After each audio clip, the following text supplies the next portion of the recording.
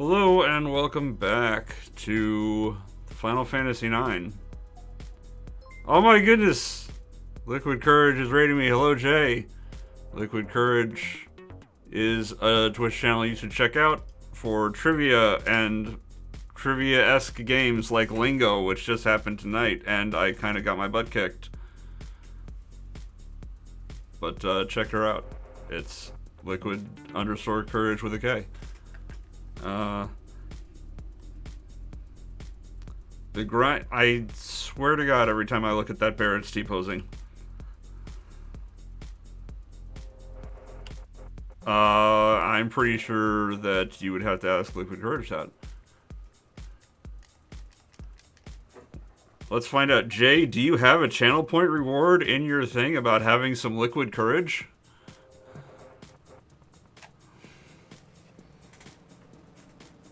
Inquiring minds want to know.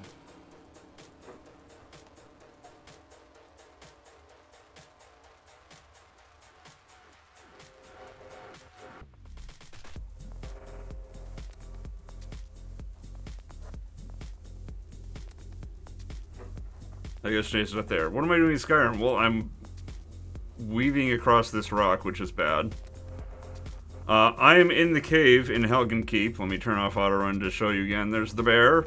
There's the cart where I would normally be getting taught how to use a bow. Oh, thank you for the follow, Oh My Wamu. I appreciate it. Helgen appreciates it. It just got ravaged by a dragon named Alduin. And what we're doing is we're sneaking and we're running against this wall with the autorun key. And that is grinding our sneak level. And as our sneak level goes up, our character level goes up. And when sneak hits 100, we make it legendary. And that sets it back to 15, and we start all over again. But we keep the character levels. And after we make sneak legendary a total of 26 times, and then a little more, we'll get to level 99 in the starting area in Skyrim. Why not just not play the game then?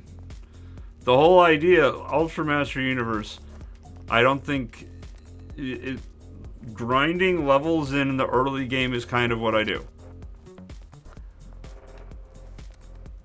I don't know what else to tell you.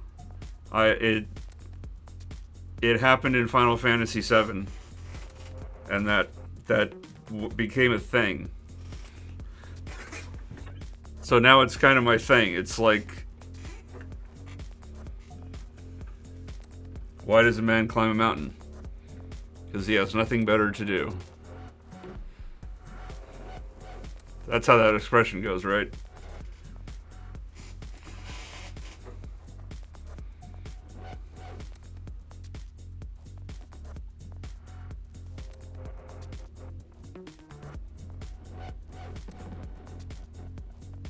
It's not that I was mad so much as I was disappointed.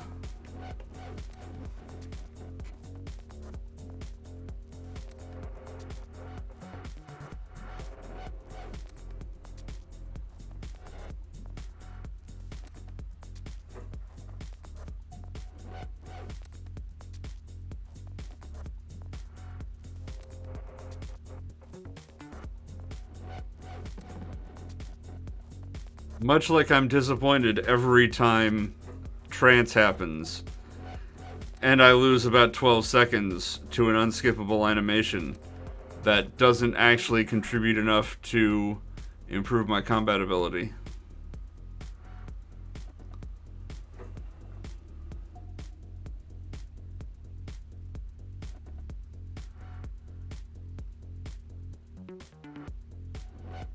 Well, you see, the benefit of Skyrim is that it's hands-free, thanks to that autorun key. So I can grind Skyrim while I grind Final Fantasy IX, which requires two hands on the controller at various times. And if I grind to level 99 in Final Fantasy IX, then I will have done every PlayStation original Final Fantasy to level 99 in the starting area. And that will be, hopefully, noteworthy. Someone will take note of that, is the hope.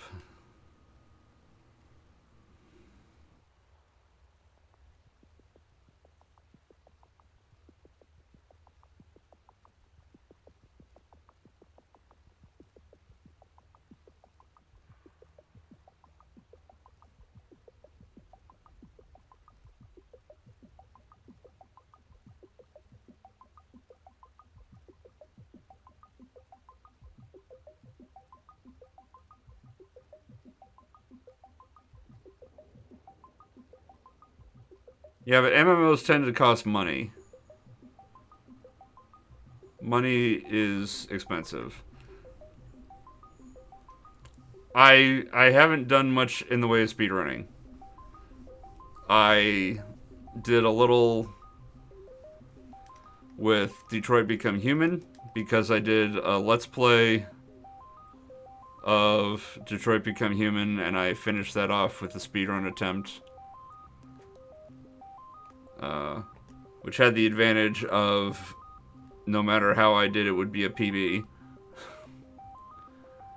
And I did a little bit in Wing Commander, but the SNES version, which is the version I have and am familiar with, is just inherently slower than the PC version.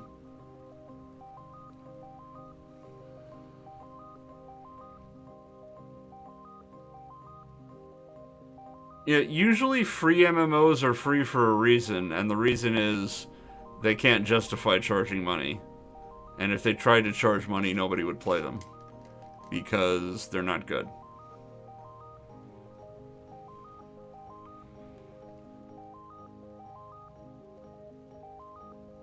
That...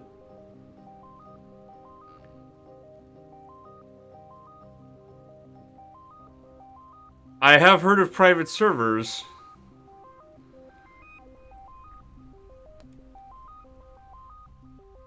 I think it would make people question the legitimacy of the early game grind, because my brief experience with private servers is they tend to manipulate things. Thank you for the bits, oh my Wamu. Money is indeed expensive. I do appreciate that.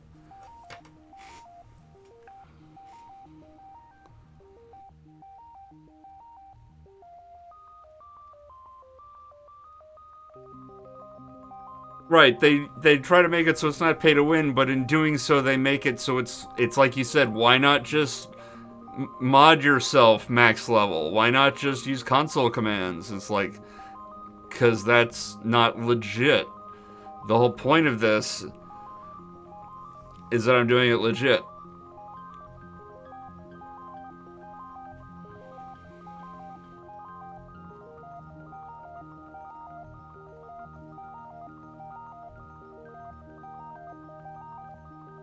Like, if I had the money, if money were no object, and I were still doing this, I would probably pick EVE Online. Because EVE Online, I could get it going in a quarter of the screen, and I could set my character to grind skills, and skills raise over time passively once you set them. You have to buy the skill books or whatever the hell they are. But I could do that, so I could passively gain levels the same way I'm passively gaining levels in Skyrim. And, like, occasionally do things to help out whoever was funding it. Because, like, I'd have no money. And by money, I mean in-game money.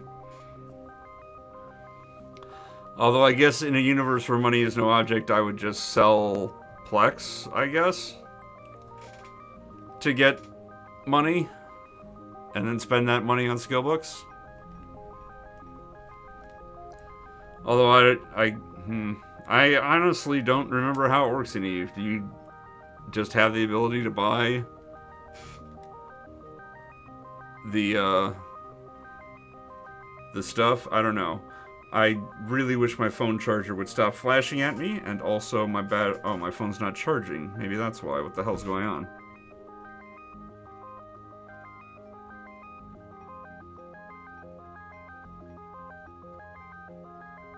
I love when nothing works.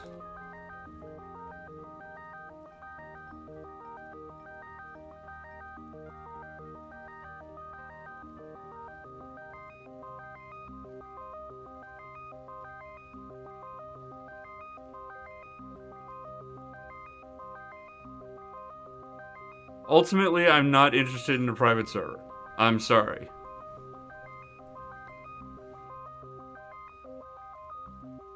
Like, I know there is somebody who plays WoW who got to max level without joining a faction because they were able to grind at, like, herb gathering or something forever.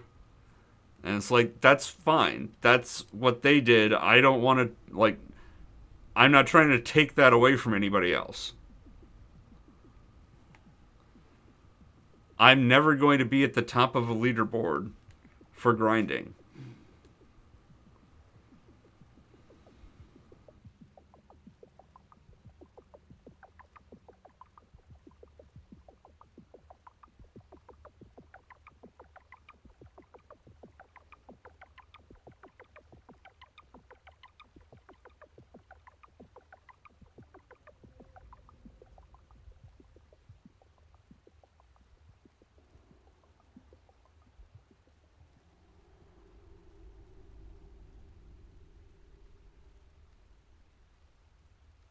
I'm sure if I wanted to,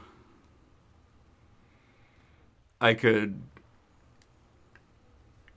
go to something awful and talk to them, talk to the people in Goonswarm about Eve and see if I could get somebody who would be interested in funding it, for lack of a better word.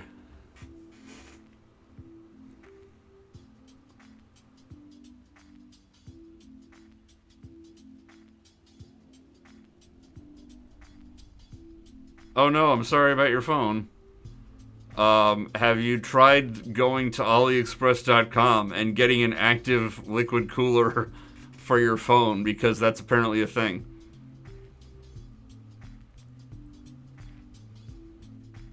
I have not heard of the GameFAQs early game max level list. I have no idea what that is.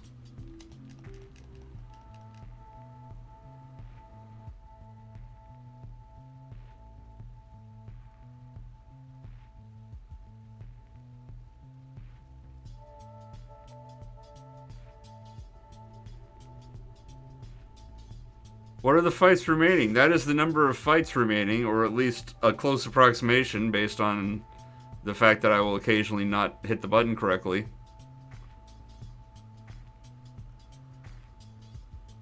Of how many of these fights in Final Fantasy IX I need to do until I get to level 99. No, that's Ali ALY, AliExpress.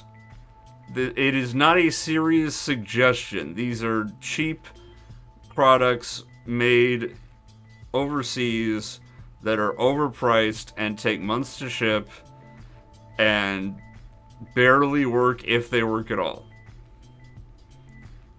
There are tech channels who will make videos about weird things from AliExpress, and one of them was a phone case that had basically a bladder in it that you hooked a water pump up to pump water through the case to liquid cool your phone.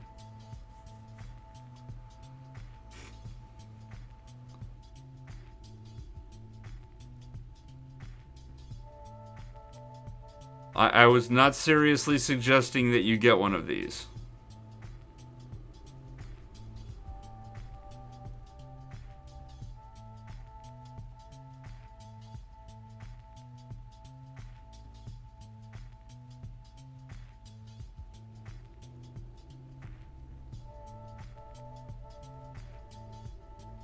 I'd never played Wild Arms. I've also never played Vagrant Story. I've had people suggest that I do this in Chrono Trigger against Gato. I would hate that simply because of the intro and outro to the Gato fight in the Millennial Fair. But there is an area of the map you can get to during the Millennial Fair that has enemies. Not random enemies, but it has, enemies that you can fight and then refresh the screen and fight and so forth. I have done zero research beyond that to see if there is reliable healing, and zero research in how long it would take to get to level 99 doing that.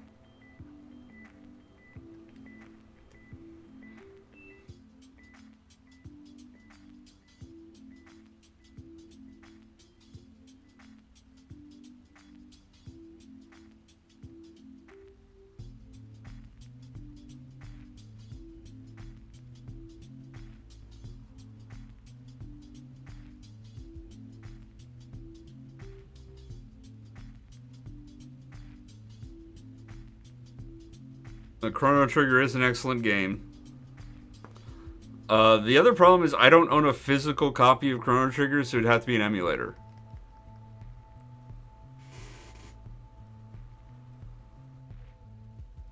I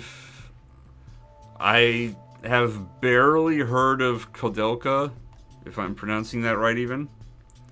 And I'm assuming SH1 is Shadow Hearts 1 and not Silent Hill 1.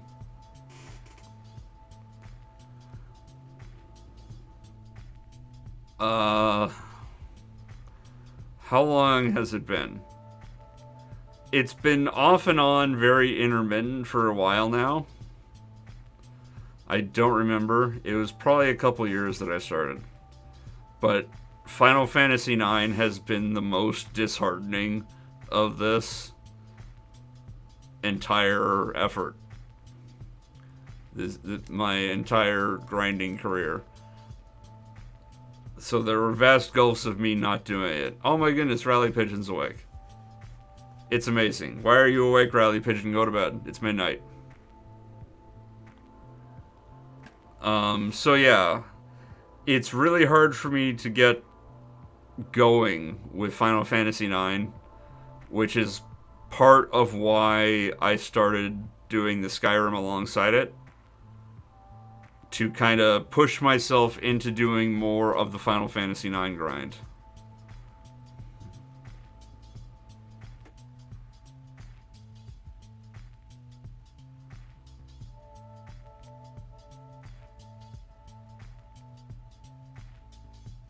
Well, Rally, you are...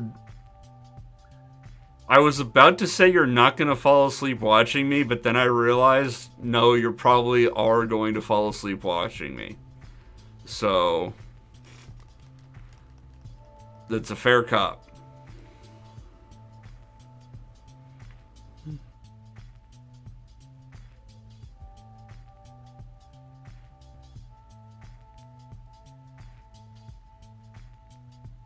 Well, since Rally's here, and soon to fall asleep to the incessant tones of grinding, how about we do tonight's table topic?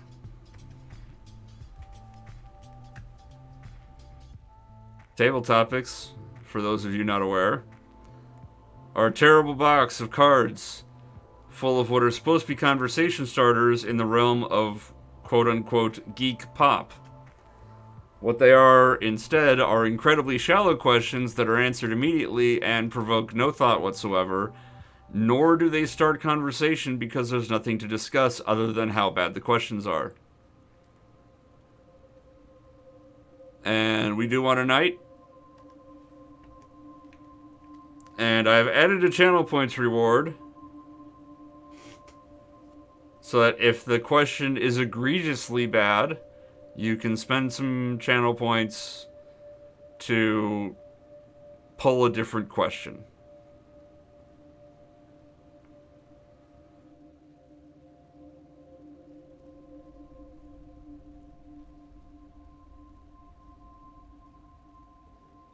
Man, I wish I was on the government dole. I tried to get on the government dole for the many and various health problems I have, but they refuse. So I'm kind of upset at them about that. I've been hitting the button. I've been forgetting to hit the button. I've also not been able to talk correctly. Anyway, here's tonight's table topic. I already hate it. I'm sorry. This is... Oh my god. Can somebody please use their channel points to redraw this question?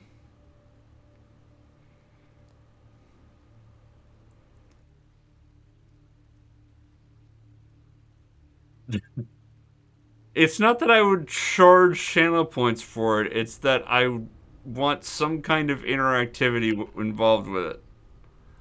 You want it redrawn for free. Too bad. Did Dumbledore treat Harry Potter fairly?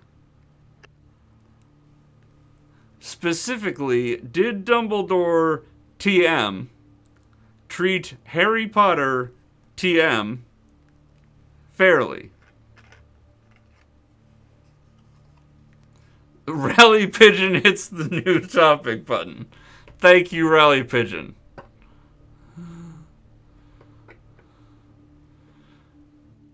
The topic was, did Dumbledore treat Harry Potter fairly? That has been graciously dismissed thanks to Rally Pigeon.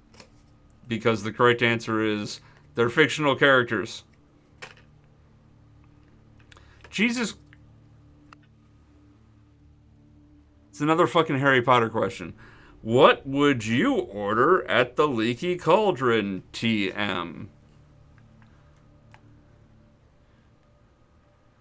A bullet to the brain at this rate. Can I make a joke about that? Is that legal?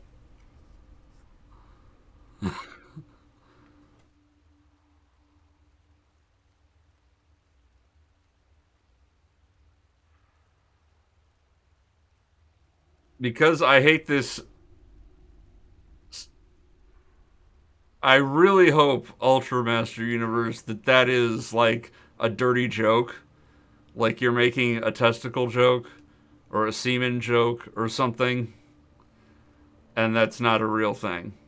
Or a fake thing in Harry Potter. I'm desperately hoping that is something that your foul, perverted mind created. Yes, I am pulling another topic. Rally Pigeon is correct. We are pulling another topic.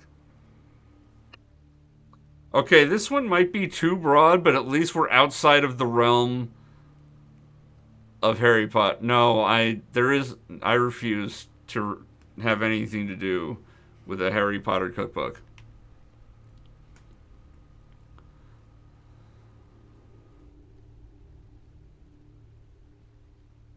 Especially one that has testicle jokes in it. Okay, so tonight's actual for real. This one we're keeping table topic. Which spaceship is the best in battle? Which spaceship is the best in battle?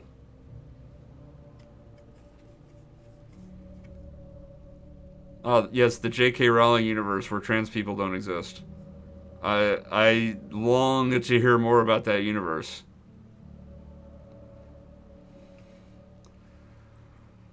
Oh My Wamu wants my top 3 FPS games.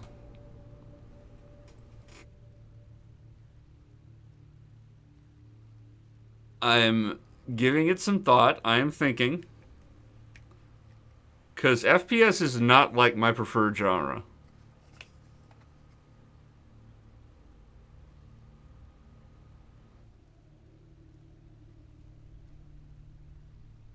Rally Pigeon, the Enterprise does not have Q. Also, it's which spaceship is the best in battle, not which spaceship's crew complement is the best in battle. Anyway, top 3 FPS games. Number 3, I'm going with What am I going with?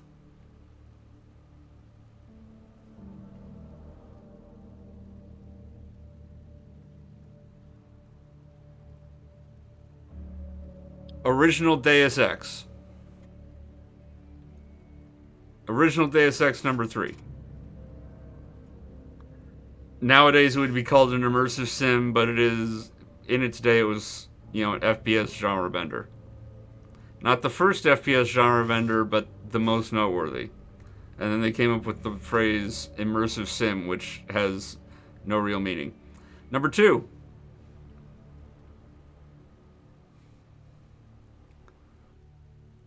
Not Borderlands. Number 2.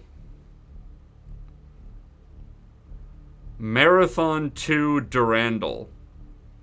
I grew up with the Marathon trilogy. Marathon 2 is by far the best one of that trilogy. Had that kind of pseudo story that Dark Souls fans or Dark Souls lore fans would get a huge kick out of. Because, like, stuff happens, but everything is related to you via what are effectively text messages from other people. But they are all unreliable narrators. Like, everyone lies to you in Marathon 2 Durandal. So you know stuff is happening and you are having an impact on the world, but nobody is being legitimately 100% straight with you. And number 1 favorite FPS game, Fallout New Vegas. No question about that. Fallout New Vegas, number 1 FPS game.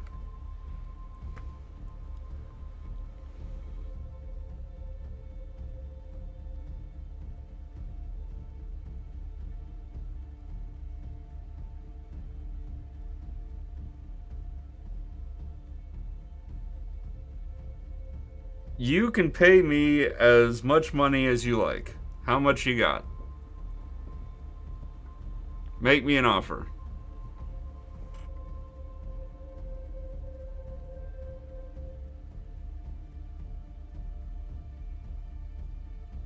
I'm not about to turn down money to quote a movie.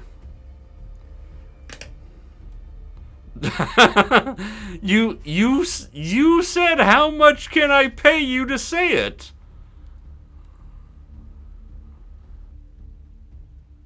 You made the proposition here. You can't be like, oh, I didn't know I needed money for this. It's like you are the one who brought up money.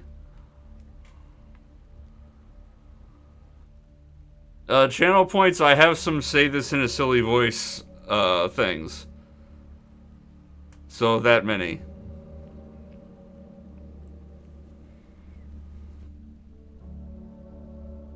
I forget how much they are, I'll be honest. Nobody uses them. Like, it's been a while since somebody did a top 3. Occasionally I'll see a hydrate. And that's it.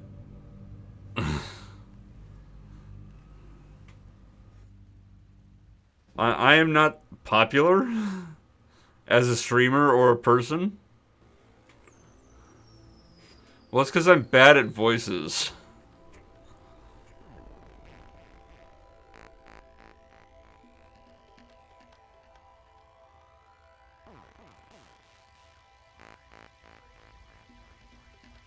I'm bad at doing voices, so I make you spend channel points on them.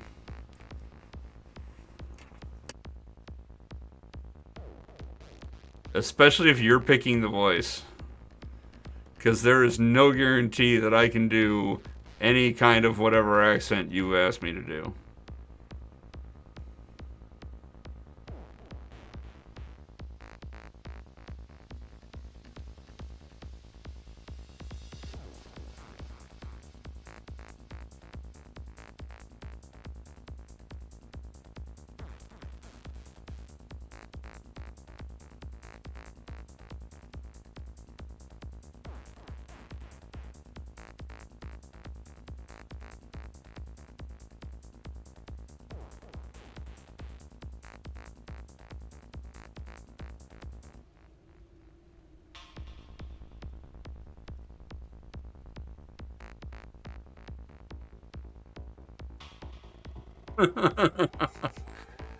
I don't think anybody's ever said that I sound like Ben Stein.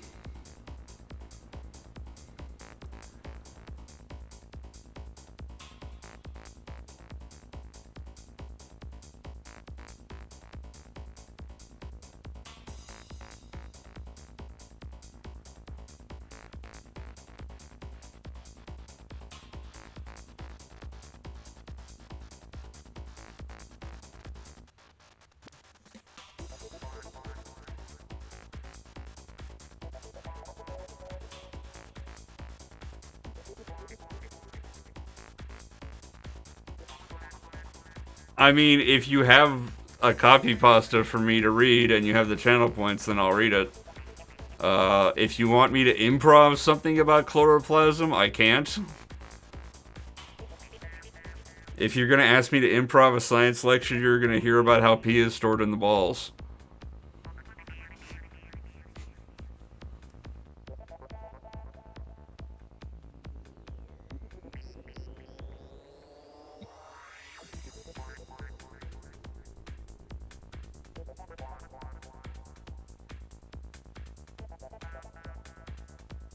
Hey, Jen's Duck, I don't know what that means. Oh, I learned that I had, the correct name in there, but I had a typo, so I had to correct it. So I'm not as dumb. But still pretty dumb.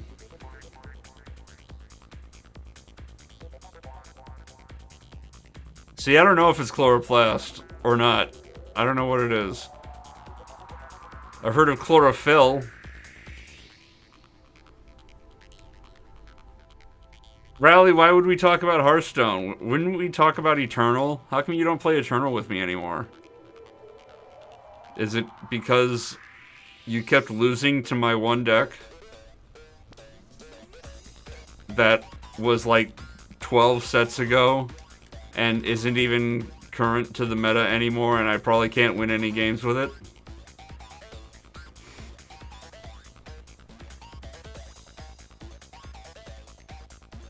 Well, that too.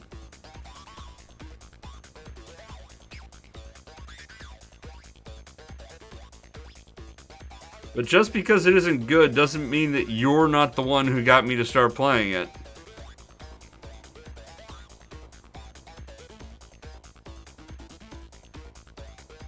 I am familiar with some macros. I have a stream deck that will do macros, for example.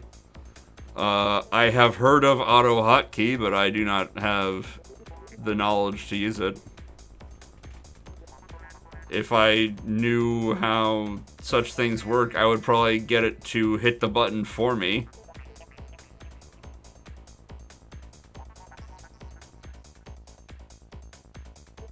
Blue background on Final Fantasy IX would look nice.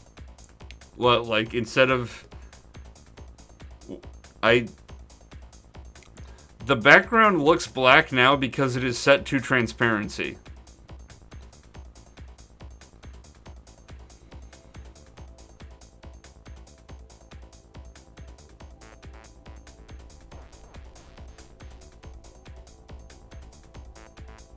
If I knew how auto hotkey worked, I would probably figure out how to make it do the fight counter for me. The gray menu. Oh, like if I set this to blue. I have not set it to blue mostly for the sake of my eyes. I can try to set it to blue. What the hell is the configuration for this?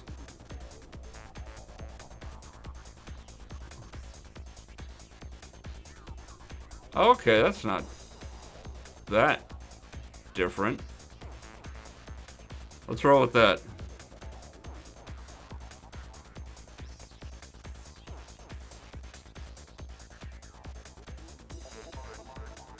I'm not good at competitive games, Rally Pigeon.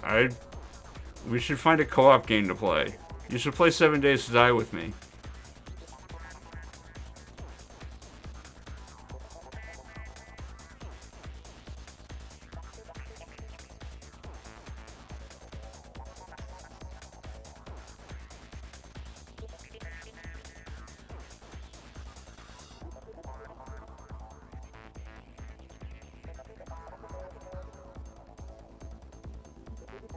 But also I'm working too much.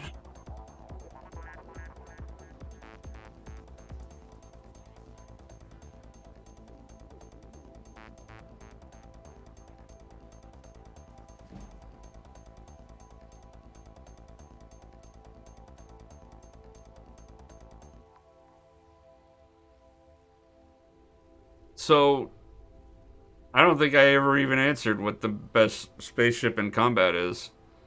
Um, I don't know.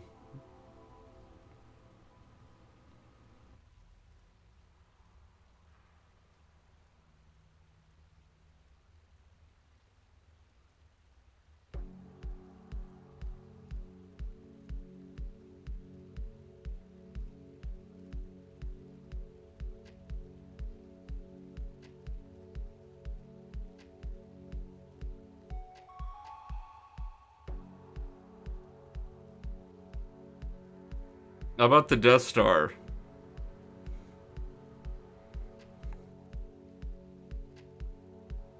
The Death Star can literally blow up a planet, and unless by some miracle your opponent has complete access to the full schematics of the entire space station, it's basically invincible.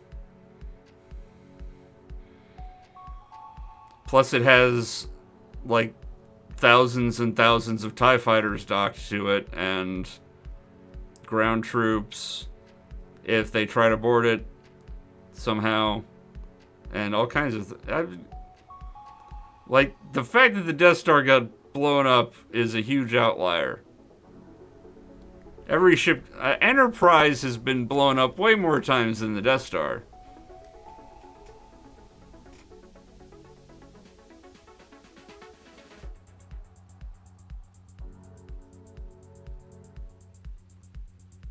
It's an artificial structure in space, and it travels. I would argue that it is a ship. You can put the Death Star into hyperspace and zip it around. It is too mobile to be considered a space station.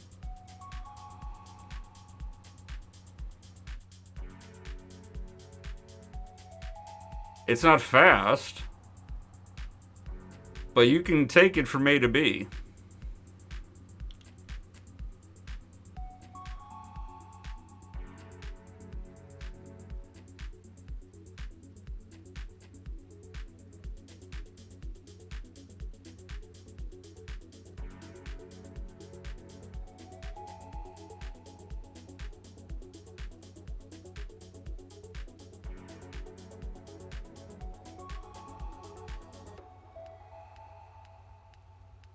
Jensduck wants my top 10 fighting game characters. I'm not sure I could come up with 10.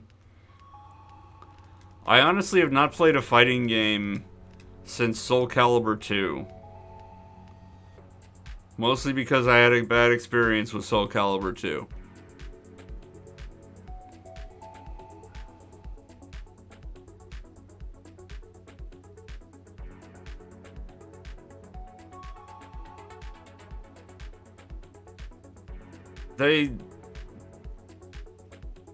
They move it in New Hope.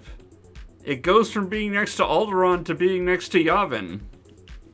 Alderaan is not next to Yavin. They just don't show it moving in New Hope.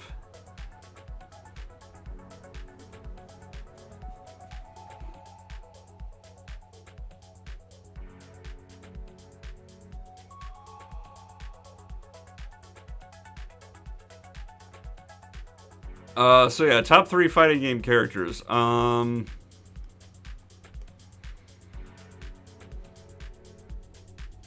White,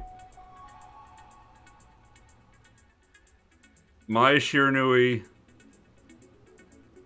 Chun-Li.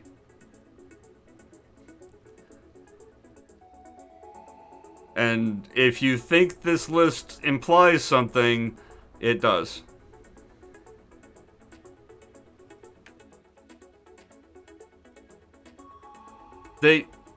They say it. They have a character go up to Moff Tarkin and say, We've entered orbit around Yavin. Therefore, they went from Alderaan to Yavin.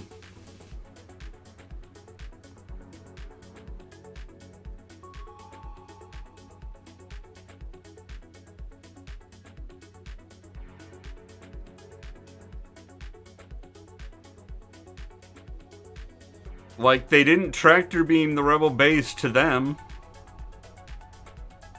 They moved the Death Star. In Rogue One, Death Star shows up at Scarif to blow it up. After it blew up Jeddah.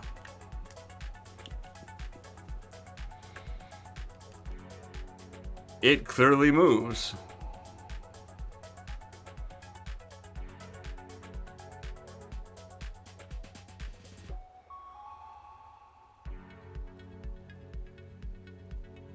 Because, like, what's the alternative? They build it next to Alderaan. They intimidate the hell out of Princess Leia by blowing up Alderaan. Then they disassemble it and ship it to Yavin to reassemble it there? I don't think so.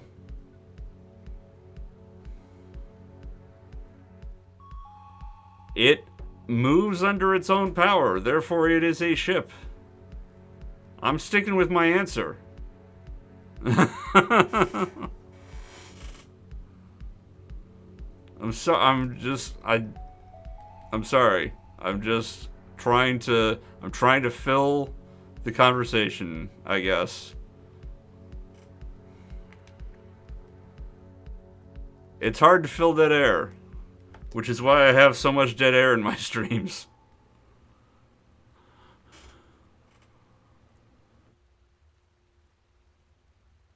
Yes, the definition of spaceship is not just things that can move.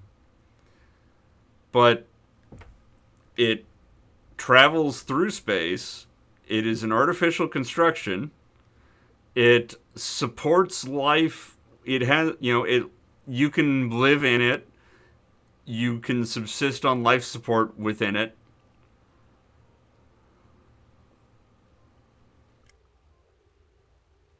It can be, piloted and directed. It has operators and crew.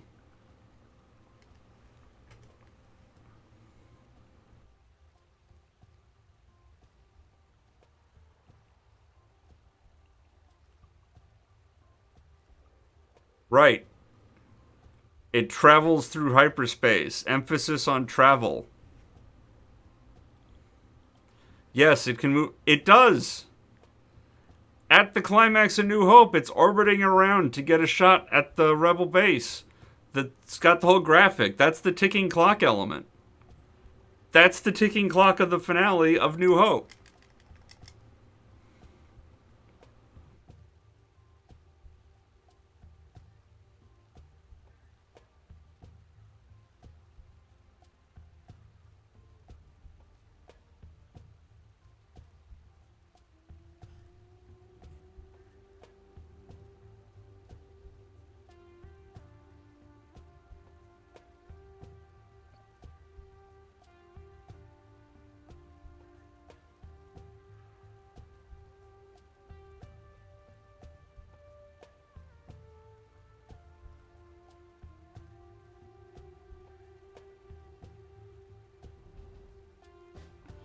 Traveling through hyperspace is not teleporting. Well, it's not just teleport. Are we going to get into this? Hyperspace. The concept of hyperspace travel.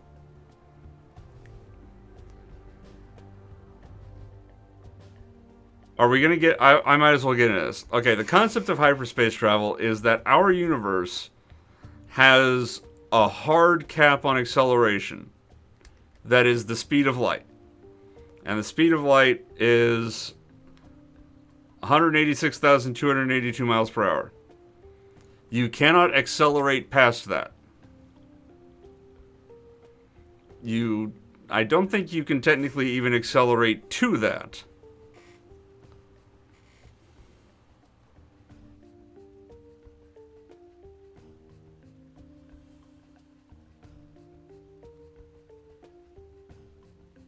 Yes, water is wet.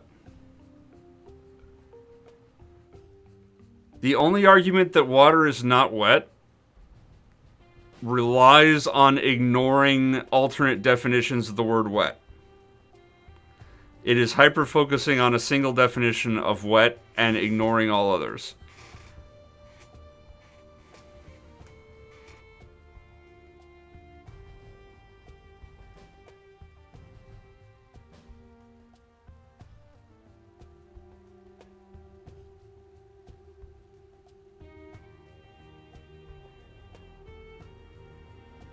So, speed limit of the universe, speed limit of our universe, which is not really a speed limit, but an acceleration limit, which is, so it's a harder cap than that.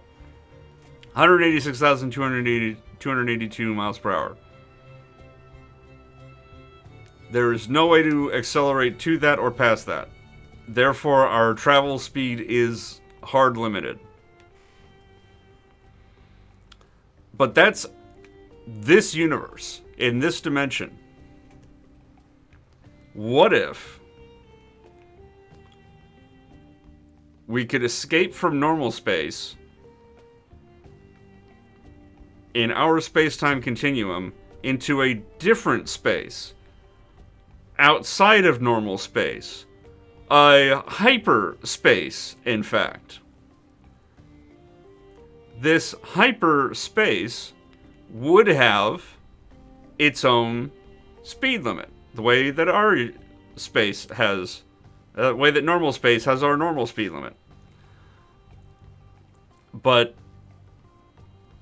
if if hyperspace's speed limit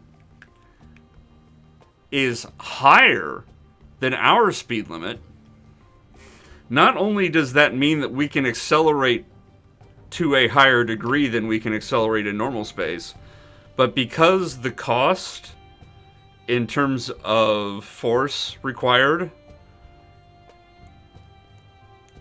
I'm pretty sure is like exponential.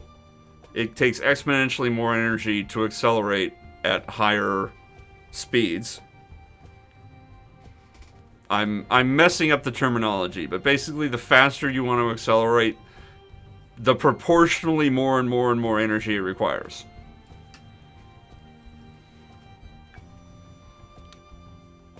So if you have a higher speed limit, not only can you travel faster, but it will take you less energy to travel at the same speed as normal space. Now, if it's a wormhole, it's not hyperspace. Wormhole theory is different. Talk to Einstein and Hawkins about how wormholes work, but wormholes do not violate normal space. Anyway, hyperspace. So if you imagine a hyperspace exists where the speed of light is 100 trillion billion miles per second instead of just 186,000. You can rocket so much faster than what is normal space's speed limit. And at fractions, tiny fractions of the energy cost. I would believe that. I haven't seen Solo. I had zero interest in seeing Solo.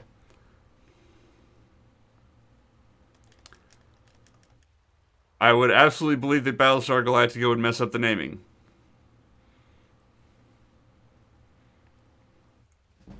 So what it is you are basically traveling to an alternate dimension where the roads just let you go faster. And then you travel back to normal space at the end of your journey where you've crossed the distance. You know, you decelerate again, travel back to normal space, and bam, you're there. In a fraction of the time, at a fraction of the fuel cost. All of this is predicated on hyperspace actually having that super fast speed limit that's so much faster than normal space. And it's also predicated on hyperspace actually existing. I remember a sci-fi story. It was a short story, so it was like 2 pages. But a sci-fi short story of this guy who was like on the fringe of science research. And he was super pissed because he was sure there was a vast government conspiracy suppressing hyperspace. That other researchers had gotten close to hyperspace and then they dropped off the face of the Earth. Or they got close to hyperspace and then they switched to other research avenues. They were all of a sudden they were researching like time travel instead. Or all of a sudden they were researching anti-gravity instead. You know, they just left the field of hyperspace travel and so the FTL research that was being done officially was all like nonsense stuff that had no chance to work, according to our narrator, or to our main character. And he was incensed that we would get so close to grasping hyperspace as functional FTL that like he basically broke into a government lab so that he could find one of these researchers who dropped off the face of the Earth.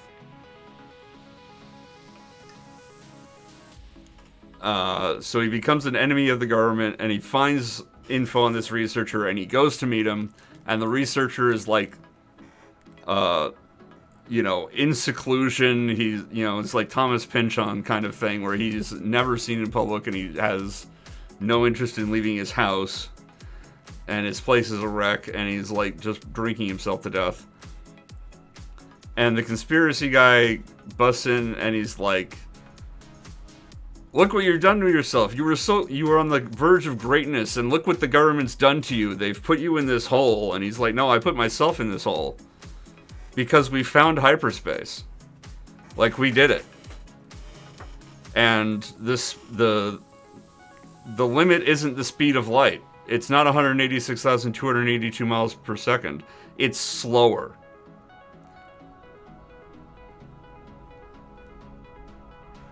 So hyperspace, so people would devote their entire lives to researching this and then get it. And then find out it's a complete dead end that has no value whatsoever. Oh, thank you for the sub. Oh my Wamu. I appreciate that.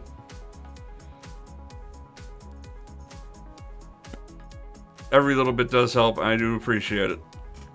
Thank you for listening to my rant about hyperspace and the recollections of this short story that I cannot attribute to the author because I don't remember who wrote it. But it's like, you just imagine devoting your life to like a particular pursuit and then finding out that in your success you've found failure. How much that would wreck your life. Like, imagine people, there were expeditions to find the North Pole, for example, and the South Pole. People died trying to find the South Pole.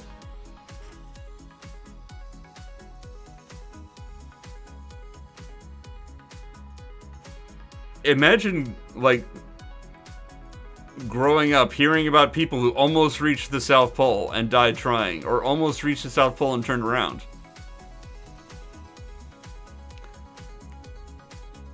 And then finally, finding them and finding the South Pole only to discover that, the world's flat instead. There's a giant ice wall. Whatever the flat earthers believe. Imagine if that were true. After you devoted your whole life to circumnavigating the globe. That would fuck with you. Almost as much as suddenly realizing that gravity doesn't work because flat Earth requires gravity to not work.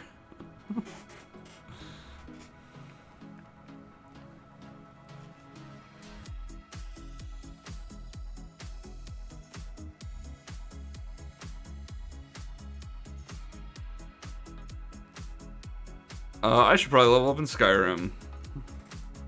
That was the wrong key, but it's fine. Come on, level up. My mouse goes to sleep in like 5 minutes because its battery life is terrible. And I wish it would just wake up sooner. How are we rock-wise? I think we're fine rock-wise. I don't want to accidentally climb over the rock to my right, because I worry that if I get too close to the bear, it will wake up and eat my face. And ruin the stream. Undo all the progress that I made during the stream.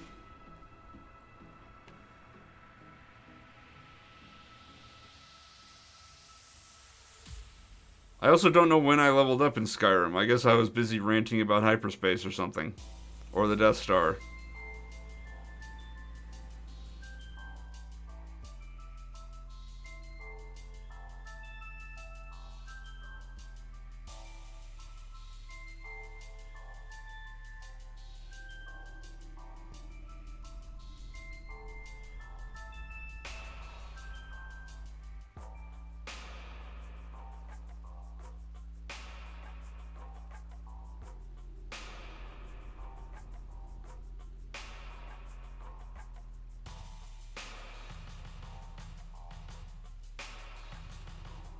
But I would not be surprised that Solo messes up hyperdrive, because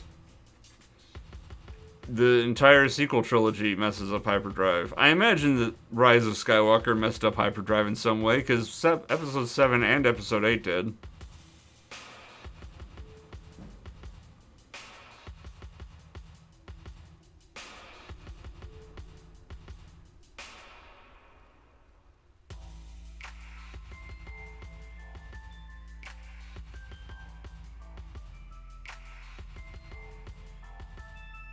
One of the conceits of Star Wars hyperspace is that hyperspace is not like a different universe. It's not like you're traveling to the warp in... Or maybe it is like traveling to the warp. I'll be honest, I don't know how traveling to the warp in Warhammer works. It's not like you're traveling to Dimension X in Teenage Mutant Ninja Turtles and then traveling back. I don't know where this analogy went. Basically, hyperspace in Star Wars is everything is still there. Objects, stellar bodies, gravity wells. It's all there, but you're on, like I said, you're in a different level of space-time where the speed limit doesn't apply. But what that means is, if you are flying through hyperspace at 100 times the speed of light, or whatever, and you hit something, you hit the thing.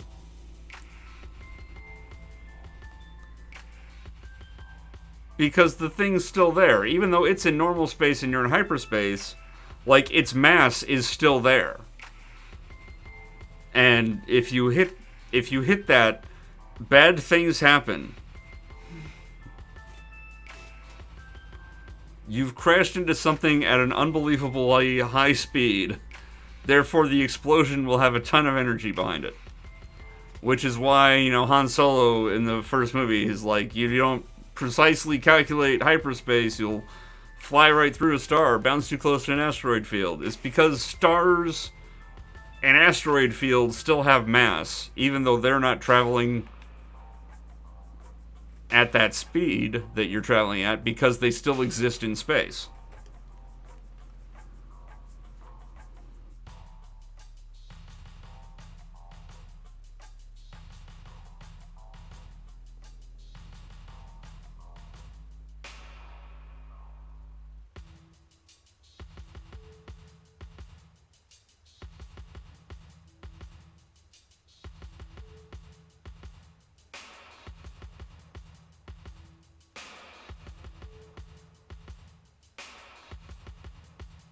I don't know where I was going with this. My brain has shut down this entire line of thought. I forget what my point was. But basically, you cannot use hyperspace to get past shields, was my point. Which they did several times. And also,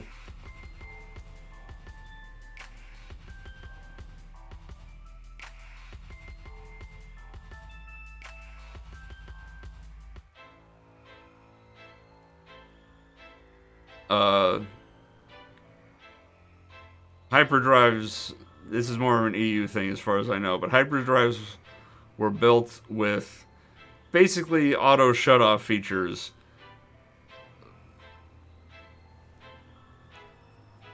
So that if you accidentally did get too close to one thing or another, it would drop you out of hyperspace and into normal space.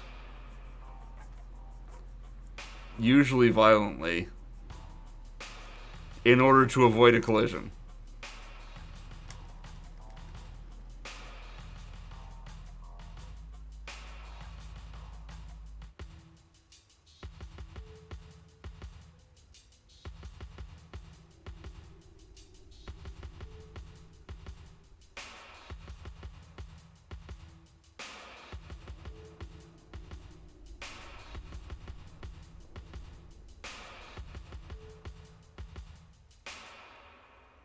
And this was not like a safety feature that you could turn off.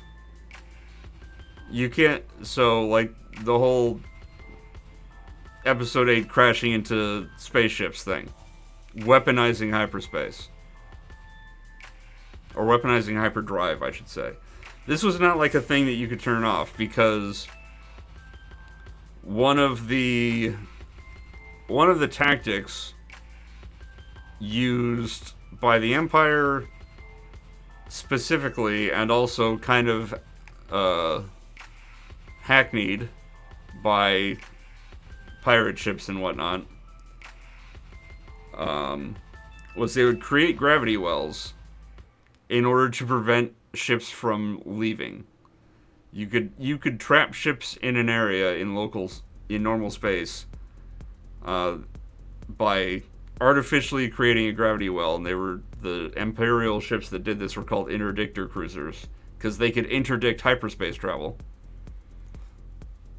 by creating a gravity well to stop you from being able to enter hyperspace. And if this was just a safety feature that you could choose to turn off, then interdictor ships wouldn't work. Because, oh, it's an interdictor cruiser, turn off the safety, we're getting out of here, and then you just leave.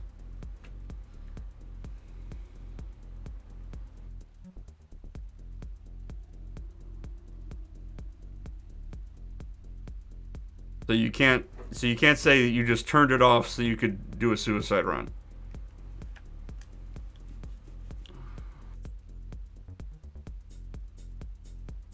Because turning it off would have been a strategy they used in other circumstances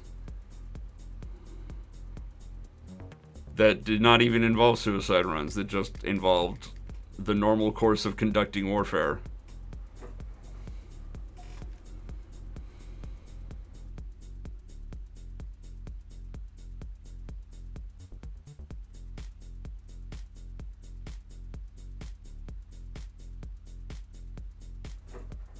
Anyway, oh man,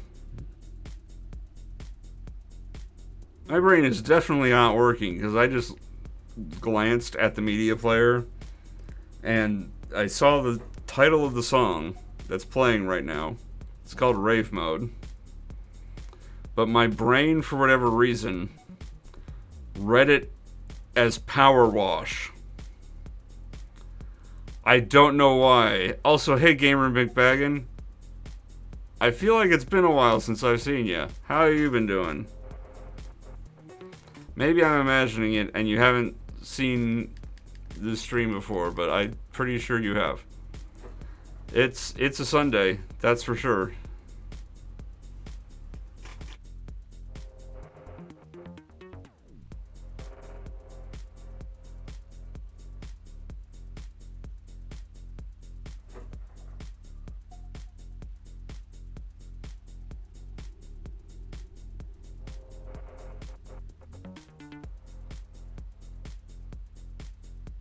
Well, my everything's still broken with me. And the past couple months, I've not had my regular meds, so things have been somewhat worse. But there's not really anything I can do about it.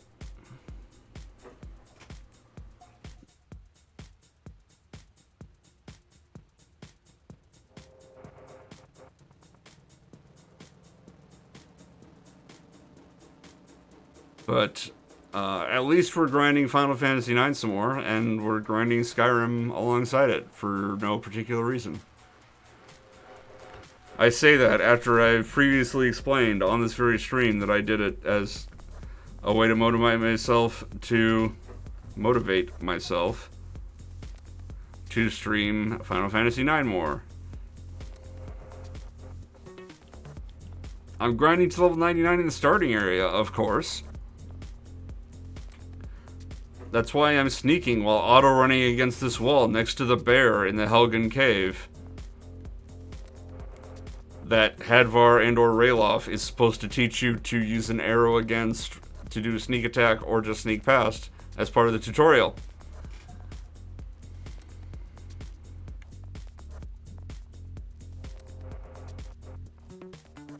Well, this is going to be comparatively short. Skyrim's only going to take about a total of 150 hours. Give or take. To get to level 99. I basically have to master Sneak and then make it legendary 26 times. That will get me most of the way to 99. It will take some levels after that, but not too many, I don't think. And besides, the early Sneak levels are the quickest to gain.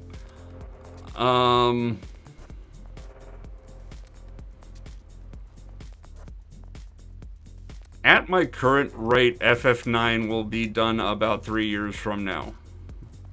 If I am able to stream 2 hours and do it every day, it will take about 3 years.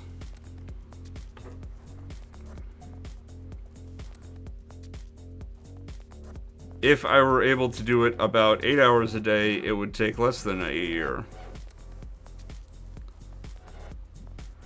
But I have to work because the government refuses to approve disability for me despite my many and varied health issues.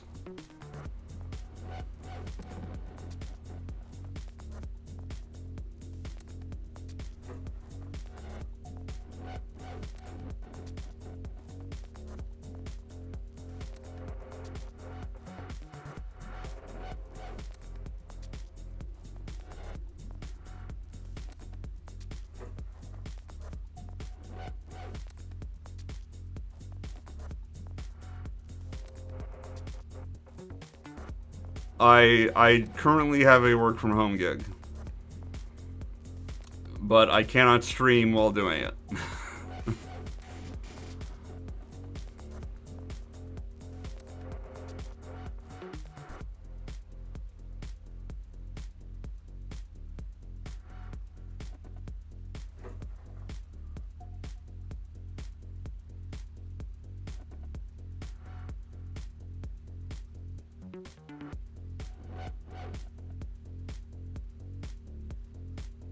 Nor can I afford my own place doing it because housing is hell.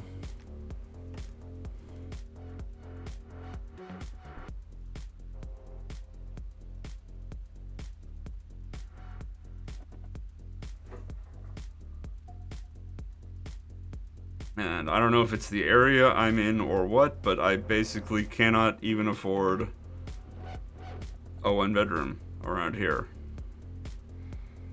But then I am in rural hell.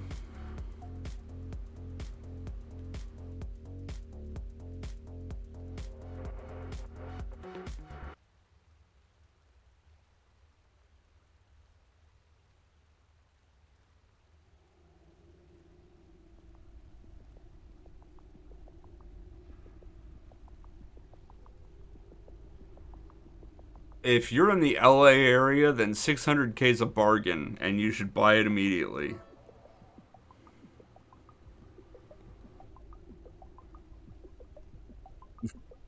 Thank you again for the bits, oh my Wamu. If you haven't heard the story, once upon a time in the year, I want to say 2012, I could be wrong, there was an internet forum user named Dicktree. Not kidding. And he said that he was going to get to level 99 in the first reactor in Final Fantasy VII with Cloud and Barrett. And he started it, and he was doing like screenshots. He was taking photos of his TV, and was like, it was a forum thread. He made posts about it, showed pictures, talked, and got a small following of people cheering him on, myself included. And, as the levels got higher, the progress slowed, but that's to be expected because of the way the XP curves are. But it got to the point that it was months between updates. Not screenshots of new levels, but months between posts from Dicktree. And then it got to the point that he was actively trolling his own audience. He was clearly never going to finish and had given up, and rather than just say he wasn't going to finish and was giving up, was basically goading people into continuing to follow this topic. And at one point, I said, fuck Dicktree, I'll do it myself. So I started it, and it took a couple years.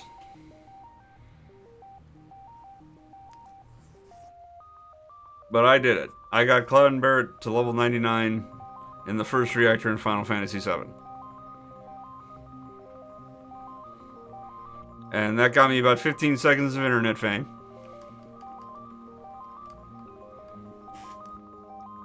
And then I largely went back to making Let's Plays, which is what my usual content was at the time. And like the day after I finished the Final Fantasy VII thing, I did a joke stream of getting to level 99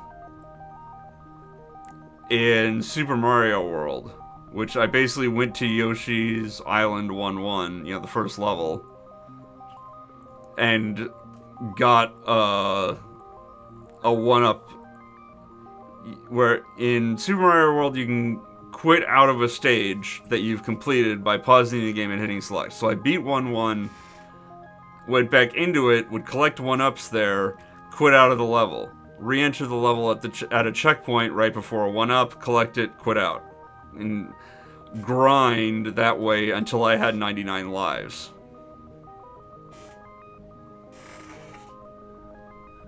I'm sorry.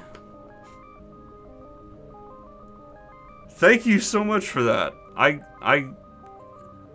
Rictus, I don't know what to say to that other than nice.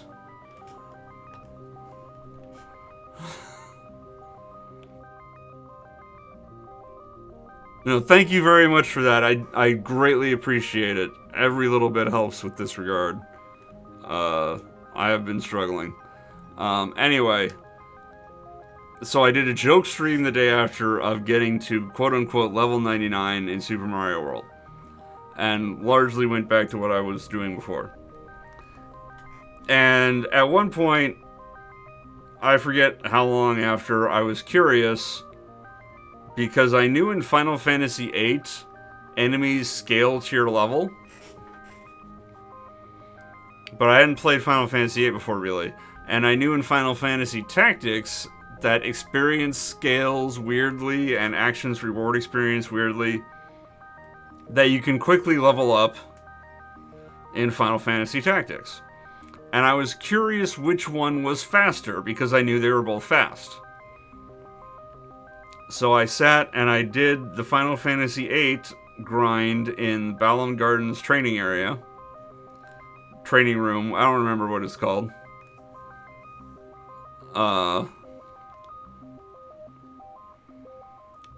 Which at high levels with high level enemies relied upon just summoning Shiva over and over. And that took about 12 to 13 hours. And then I did it Final Fantasy Tactics, which involved... I forget what I did. I did something that was just the main character doing an action on himself, which always rewards 10 XP, and it always takes 100 XP to level up. And the disparity is supposed to be that if you're doing actions against higher level enemies, you get more than 10, and if you're doing actions against lower level enemies, you get less than 10. I don't think it was Yell, because I don't think you get Yell till Chapter 2. I may be misremembering. It might have just been like Chakra, because Chakra heals yourself, doesn't cost anything. Or something like that. I forget. It's on my channel.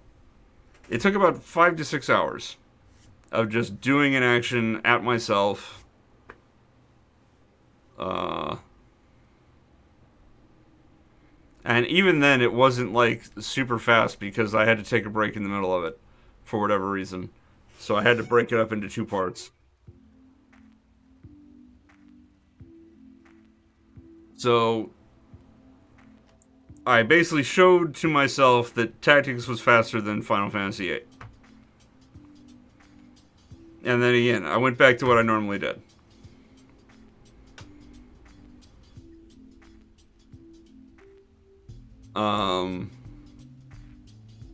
And then I just decided that since I'd already done 7, I'd already done 8, and I'd already done Tactics, that the only one I was missing was Final Fantasy IX.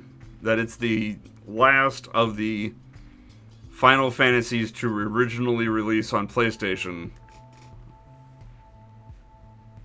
to get to level 99 in the starting area. Which brings us to what we are witnessing right now. Which is trying to get to level 99 in the Evil Forest in Final Fantasy IX without going insane from tedium and boredom. And to help with that, we're staring at a cave wall in Skyrim, which for some reason, in my mind, makes this better. I can't even explain it, but hey, at least Skyrim will only take about 150 hours, while Final Fantasy IX will take anywhere from 1900 to 2500.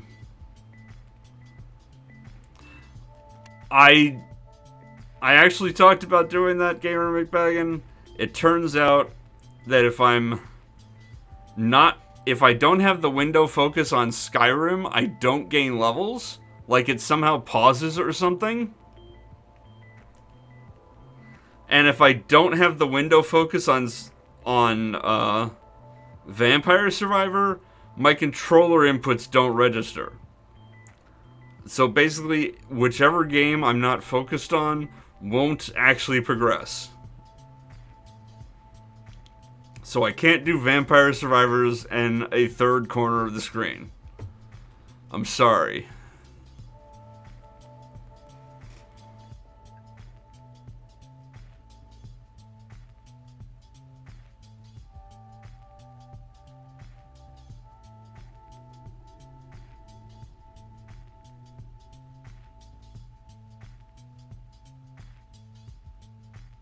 I can't... No, Gamer McBaggin, Final Fantasy IX is on my TV.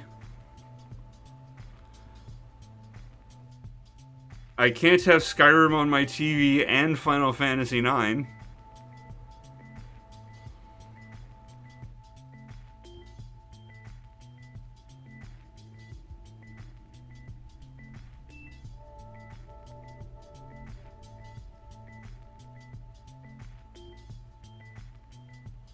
What kind of game room setup do I have? It's called my bedroom. In one corner of my bedroom, I have crammed a large desk with a large monitor on it that I am using to look at Skyrim and OBS and have my music player up and also look at Discord. So OBS is capturing the Skyrim window from that. And then I have the PlayStation 2. It's a PS2 Slim because my original PlayStation died. Rest in peace. That is hooked up to an Elgato HD60, I think. Could be a 60S, but I'm pretty sure it's a 60. Which is plugged into the PC to send the signal to OBS, and my television, which is above my desk.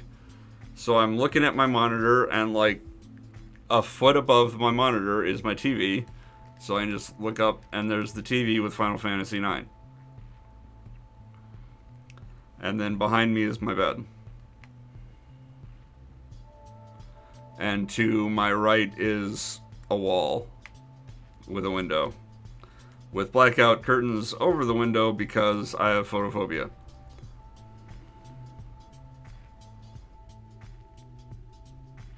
It's cramped, I think is the word that I'm looking for. It's cramped.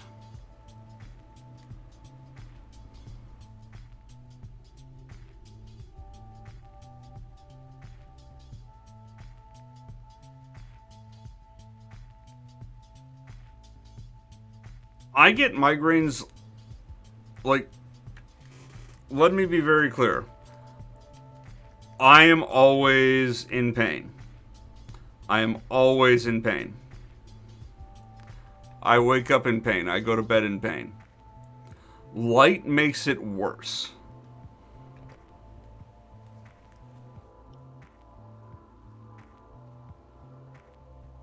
For whatever reason, singing also makes it worse.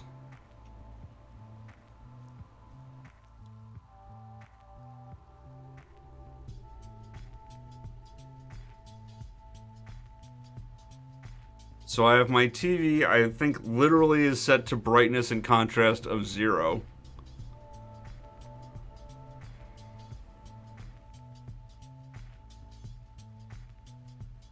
I have my bedroom light on a dimmer switch so that it provides just enough light that the contrast of the monitor doesn't kill me.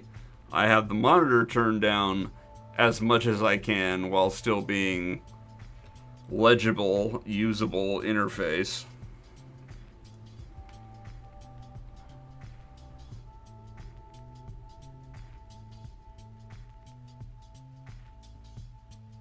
Oh, you still have a 20-inch CRT. Those things are getting quite hard to come by. Yeah, at the moment, I just have the PS2 and a PS4 Pro hooked up to an HDMI switch so that I could theoretically stream PS4 games. I don't think I ever have, though. I'm trying to remember.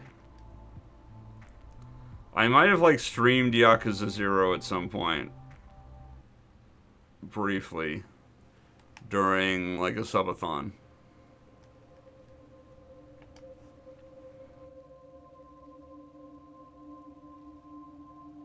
I could play all the Kingdom Hearts games, or I could not do that.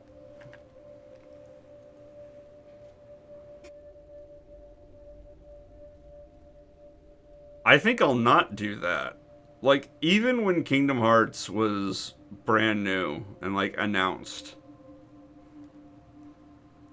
it was like, it's Disney meets modern Final Fantasy, and I don't care for modern Final Fantasy, and I don't see what Disney has to do with it. This seems like a huge clashing mishmash of elements that don't work. Why would I play this game? And then I never did. Rally, somebody else already did that. I'm not going to try to steal Ululilia's thunder. Nor do I wish anyone to think that I am Ululilia. That is not an association I wish to draw upon myself.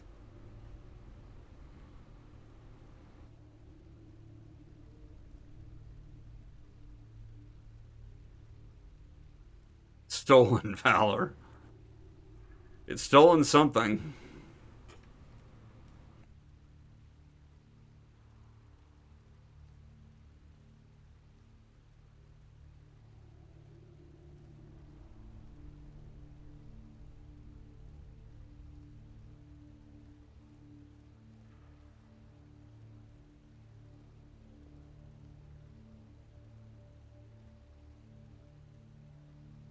Um, Probably should mention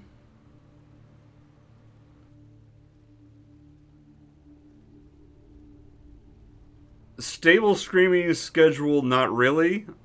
I tend to stream late in the evenings. I'm trying to stream every day, but I'm not managing to.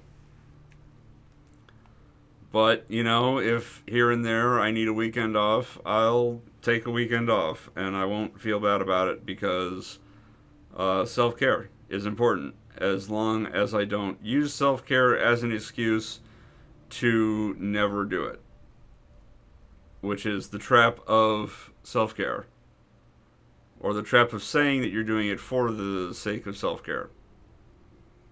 Genuine self care is important. Using self care as an excuse is wrong.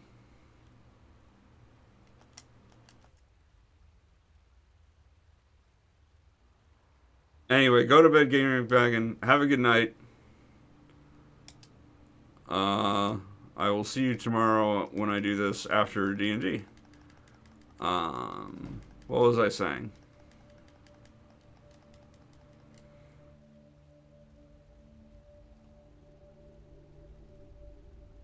$91. Am I going to be able to last long enough tonight to get another mastery? I would like to. I don't want to talk about Illilia. I was starting to say something else. You're going to bed. Go to bed, Gamer McBaggin. You also need self-care.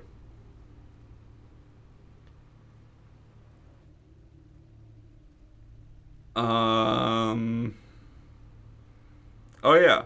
I am working on a video that is going to be Patreon exclusive because I greatly appreciate those who support me on Patreon who are getting basically nothing in return, and I feel bad that I'm offering nothing in return. So you know what? I'm working on a video for them. And I did the principal filming, and so I just need to do all of the actual hard work of editing and voiceover and etc. It will be probably unsuitable for public consumption, not because of the topic, but because of the poor quality of said video. Which is not a strong endorsement to subscribe to my Patreon or support me on Patreon in order to get access to this video. But hey.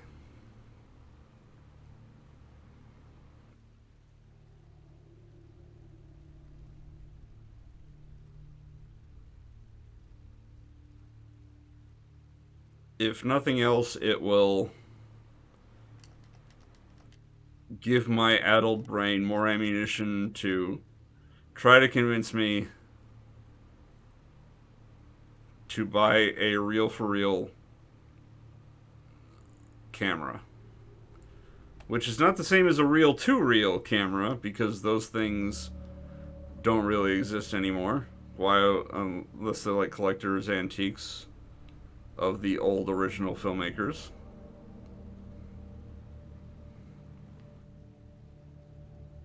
but a real for real, as in a real actual, not fake, not hacked together solution to filming. Unfortunately, such solutions cost money.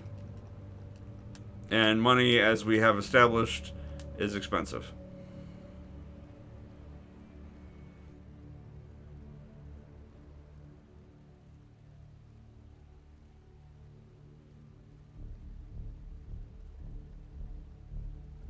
But I tend to make poor decisions, like deciding to do this.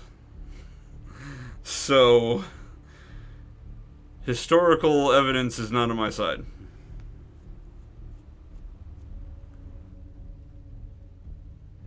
Our brains are decision making engines, and mine has stalled out in the gutter.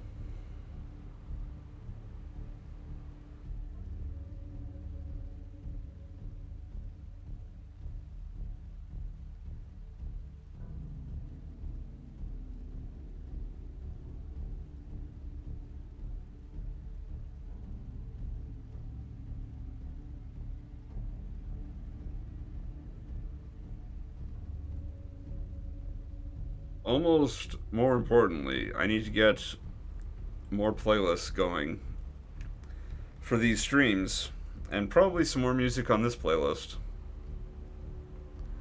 That won't get copyright claimed, fingers crossed.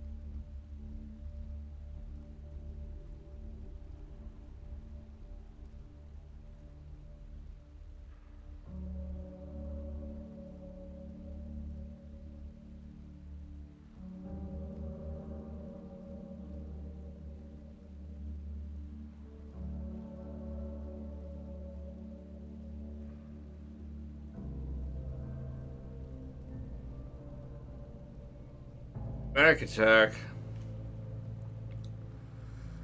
Well, on the bright side, I actually noticed, and on the downside, it's a goblin and a wolf, so noticing doesn't actually save me any time. Because we'll take 3 rounds regardless.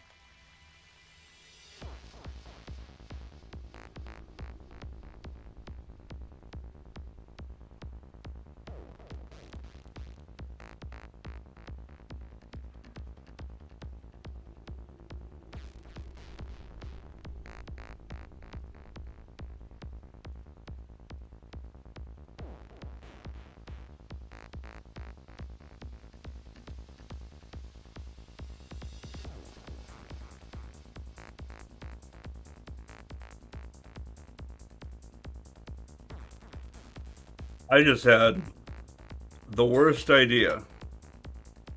The literal worst idea for music on stream.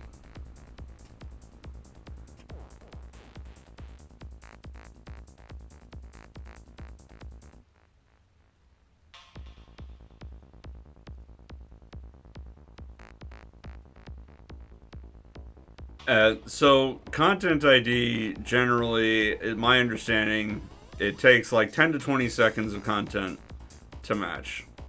Sometimes more, sometimes less, but like that's a rough estimate range.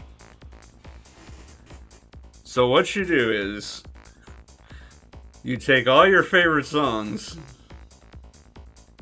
and you chop them up into 2 or 3 second segments. You have like 2 seconds of All Star, and then you cut away. And you have this on a playlist that loops through such that you never have 2 segments in a row.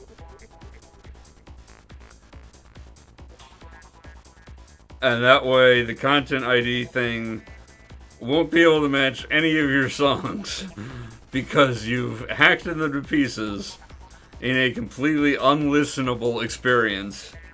And then you inflict this experience onto your viewers. And nobody wins in the best way possible.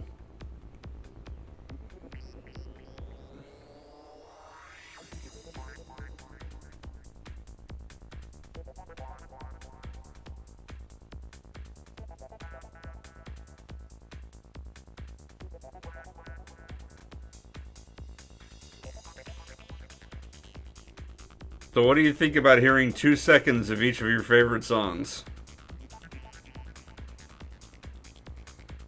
In like rapid fire staccato fashion.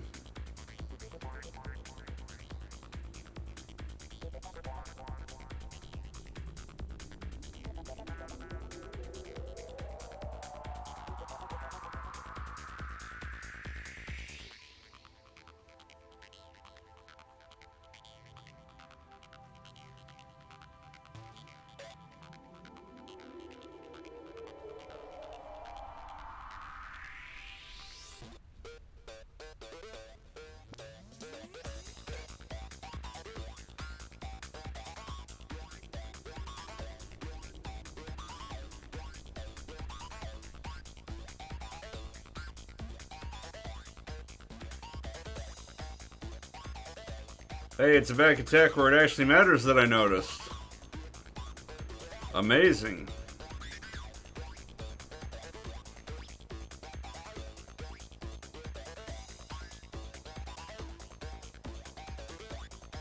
Now this combat will take 3 rounds instead of 4, saving me less than 10 seconds. Actually, probably more than that. About 10 seconds for this one fight. Totally worth.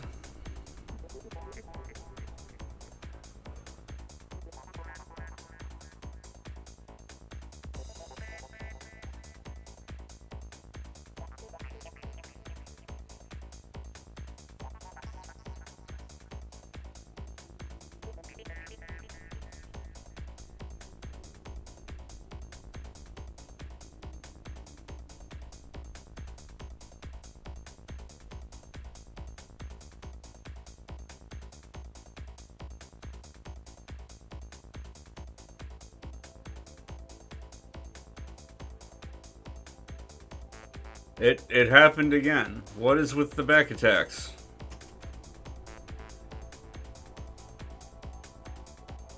I'm level 61. Why am I even still vulnerable to back attacks? Oh no, don't trance me too. Trance is inevitable. I shouldn't even consider it.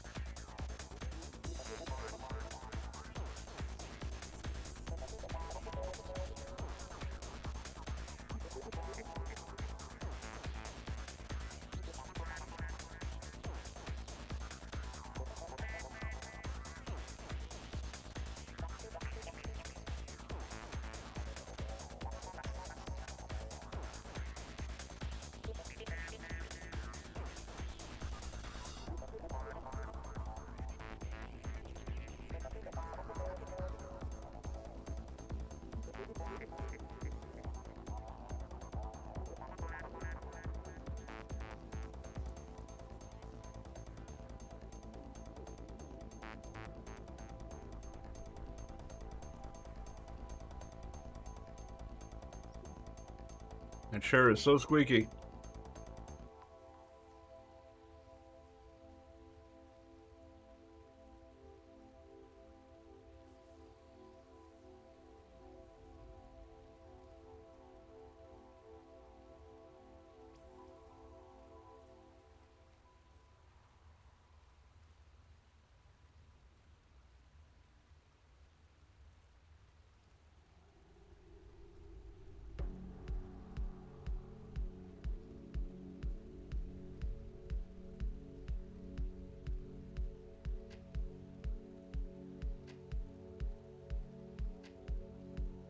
Here I was, thinking that song had kind of airy whoosh sounds in its outro. Then it switched over, and I realized that the airy whoosh sounds were the cave in Skyrim.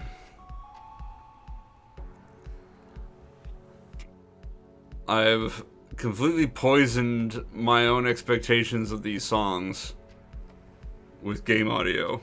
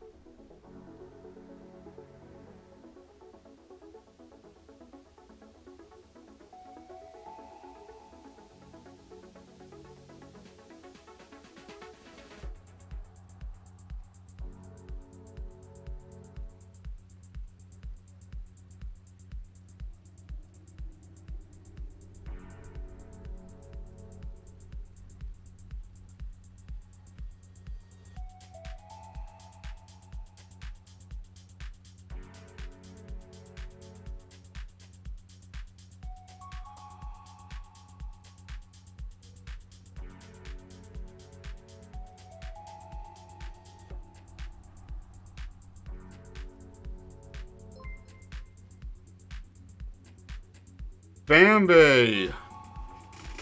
If I'm pronouncing that right. Raiding with the party of two. Thank you so much for the raid. Bambi or Bambi or Bambi. However it's supposed to be pronounced. I don't know who Brody is, I'm sorry. Unless... Did you stream the wrong channel? I'm sorry. Bambi, the first one. Got it. Okay, it's like bro. I wasn't sure. Because, like, Brody's a real name. I was like, oh my god, did this person raid somebody else's, or think they were raiding somebody else's stream? And now they're gonna have to sit and watch me grind levels in Final Fantasy IX while also staring at a wall in Skyrim? Because that's content. I am the level 99 FF7 dude, yes. Thank you for the raid. Thank you for coming in.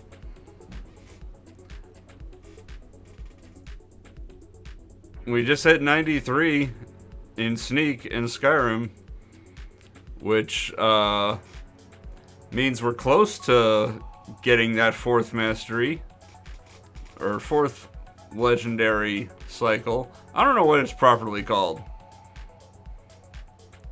I keep wanting to refer to, like, maxing out a skill as mastery, even though it's just 100. And then you make it legendary to reset it. So the point is, we need to make Sneak legendary 26 times in total. And we're getting close to number 4. It'll be a couple months.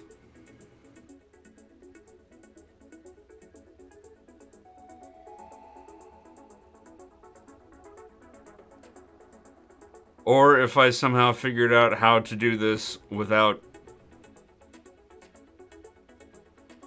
sleeping or eating or having any kind of bio break or needing to work or anything else, I could do it in a week.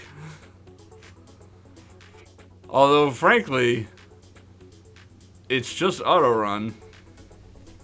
If I just left the computer on and left the stream up and No, I still need to touch it every 6 hours or so to make Sneak legendary.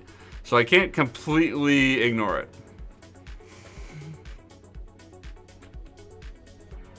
But if I made Sneak legendary every 6 hours, I could otherwise leave it up untouched for a week and get it done. Of course, that defeats the purpose of doing it alongside Final Fantasy IX, because I could not grind Final Fantasy IX for a week constantly for the same reason. I.e., sleep, eat, poo, work.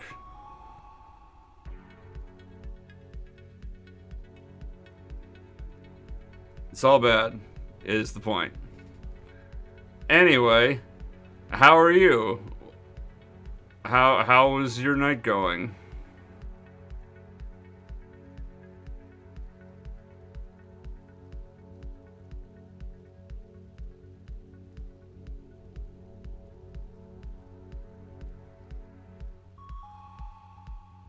Apex?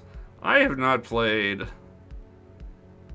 any Battle Royale game now that I think about it.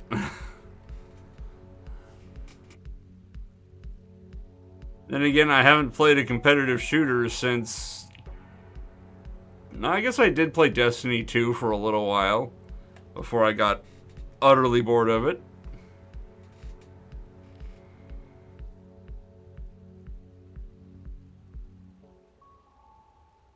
Like, I did the main story in the base game, and I never bothered to do any DLC.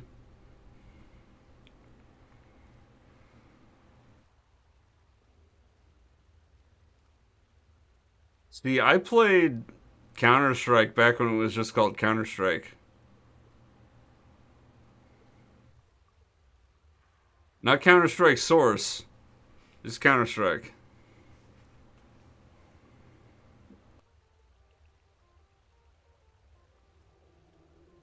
Man, could you imagine a Final Fantasy FPS game? I couldn't. I would hate to have a melee-only first-person game.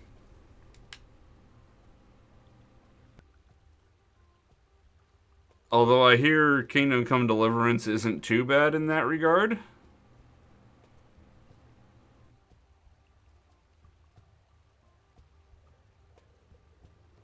They have a BR. What, Counter-Strike has a Battle Royale now? I shudder to think.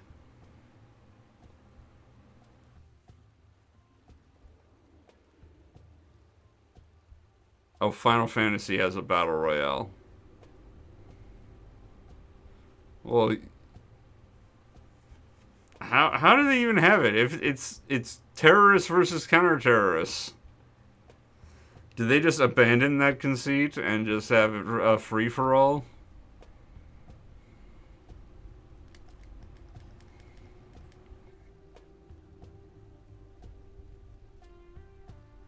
Yeah, that sounds lame. Because, like, the whole point of Counter-Strike was the team play aspect.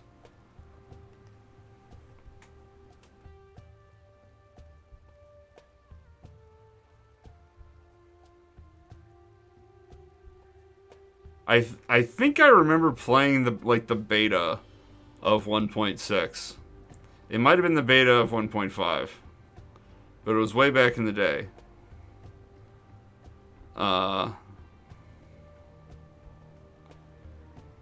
They were doing like balance changes, and nobody used the saw. You know, the heavy machine gun. I forget what they're called now, but it was called the saw because they actually named the guns after real guns back then. Anyway, nobody used it. So they made it so it had basically better a longer period of high accuracy.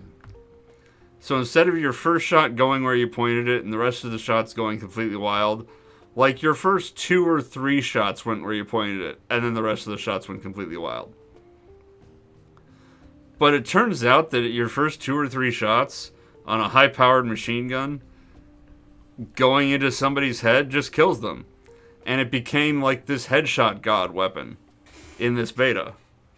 Like, everybody was rolling with saws and just popping people's heads left and right. It was amazing. I loved it, because I loved the saw, even though it sucked. So for this brief shining moment, it was great. And then they, tweaked it so it stopped being that. And now then nobody used the saw again anymore. I don't even know what modern Counter-Strike is like, but I'm guessing they're still running around with AKs and M4s. And sometimes you get people being cute with the deagle, and sometimes you get people being cute with the knife.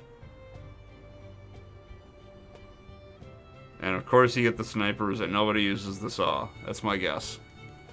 I haven't played the game in well over a decade, but I'm gonna guess that's still the meta.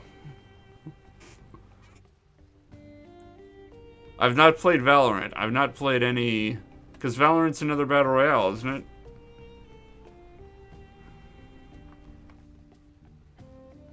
So yeah, I've not played any of them. I never played PUBG. I never played Fortnite.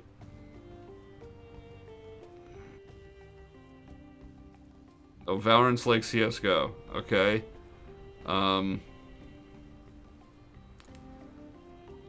Next problem, if I'm playing Valorant, it means I'm not grinding to level 99 in Final Fantasy IX.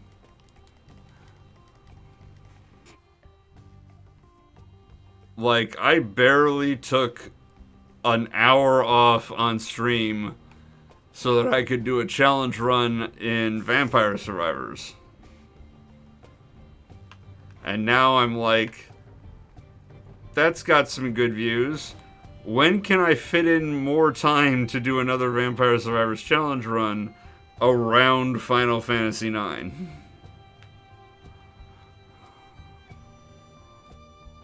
Though I can't do it tomorrow. Because tomorrow I basically work up until I head to the friendly local game store to play D&D. And then I come home and I need to do this. So maybe... I forget what's going on tomorrow. I feel like something's going on tomorrow.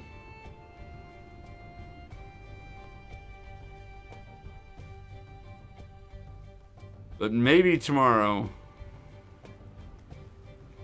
I'll be able to do another short Vampire Survivors bit before I do Final Fantasy IX. Why am I saying tomorrow? I mean Tuesday. Tomorrow I can't. I just explained that. My brain doesn't work. I'm sorry. I have issues. I have disabilities. But the government won't pay me disability. So I'm just muddling through. It's... Technically that's true, oh my Wamu. I was gonna fight you on it, and then I saw what time it was.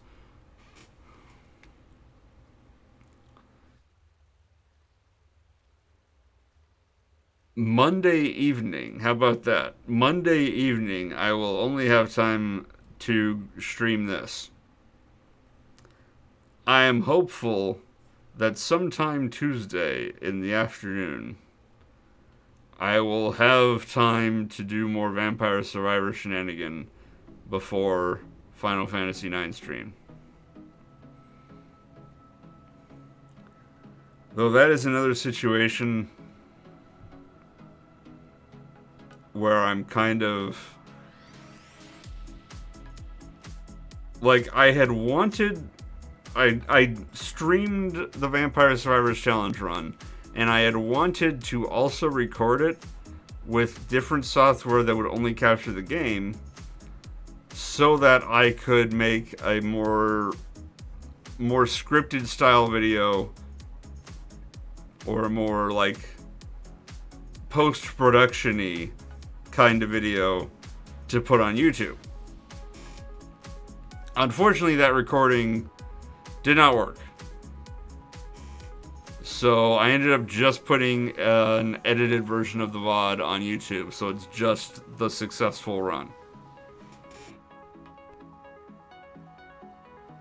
And I would like to do two things with Vampire Survivor. One, get a more polished post-production-y video up on YouTube in the Can You Beat variety. Because it seems like everything that's up right now is stream VODs. And two, do it not just in the first stage, but in all 4 stages. Because that would be neat. And why not?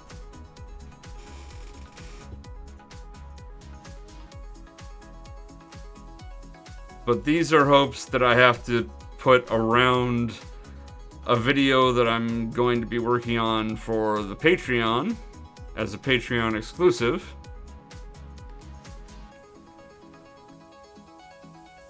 And the grind, which has to take precedence. All things being what they are.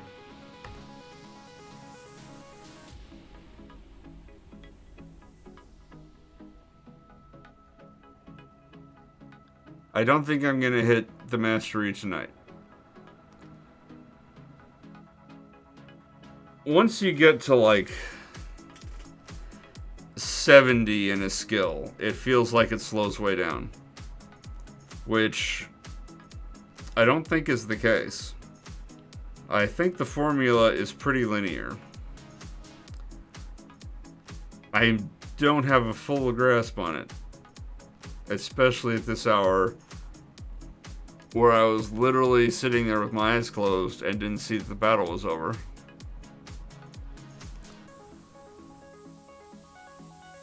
But I'm pretty sure that it's not exponentially more time. That it is only geometrically more time.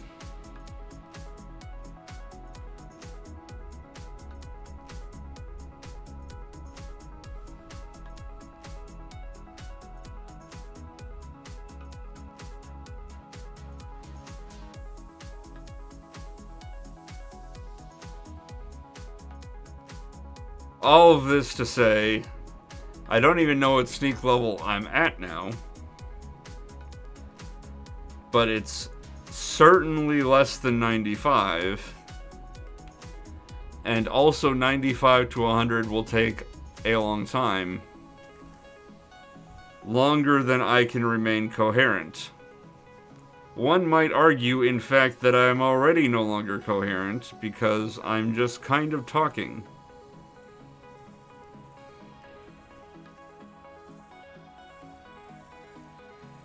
This is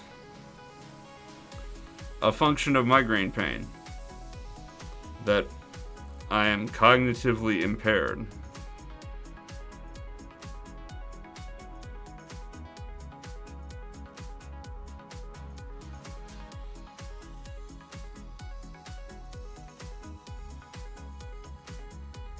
And I've already forgotten what the next sentence that I was going to say was going to be. So, it's bad. Things are bad.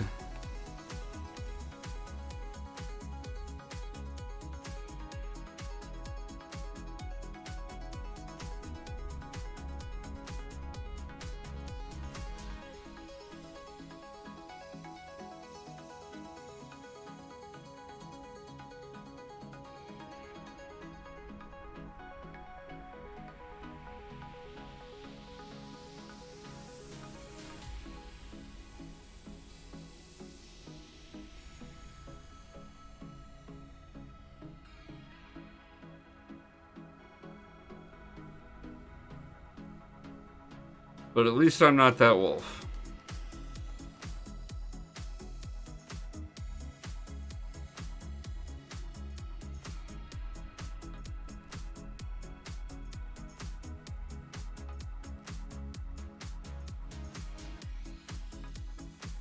Did y'all ever play Soma?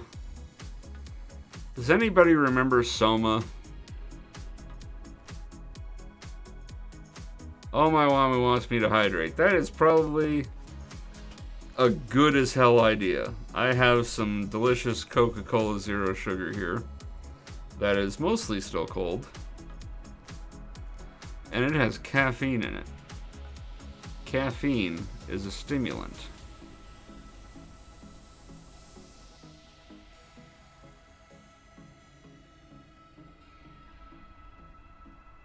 Also, it tastes good. Hey, Sneak 95. We did it, fam. We got there. That's not remotely correct, but given the length of time that it will take to get from 95 to 100 and the lateness of the hour,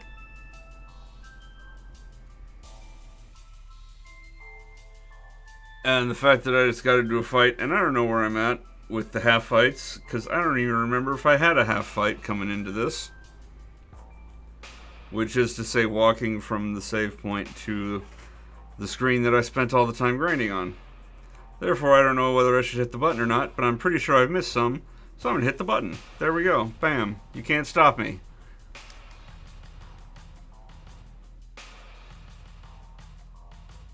That just happened. I don't know what that even means. Ugh. But we're definitely going to wrap it up for tonight. If you are watching this on YouTube, my God, it's a miracle. It has been like a week, and I still have copyright claims that are pending. But if you are watching this on YouTube, today's secret word is chloroform, which is another word that starts with chloro, that is not fill or plast or plasm. So if you post in the comments and use chloroform, I'll know you made it to the end of the video. Therefore, nobody will, because nobody makes it to the end of these videos. That's just how life works. But to those of you, and those of you in the stream, thank you so much for watching. Thank you especially to Rictus and Oh My Wamu for the generous donations and subs. Thank you to Bambe and Jay from Liquid Courage. You should check out twitch.tv/liquid_courage with a K, as in spelled with a K, not the entire phrase courage with a K. You know what I mean. Check it out for trivia and fun stuff and games and lingo. And thank all of you very much for watching. And until next time, take care.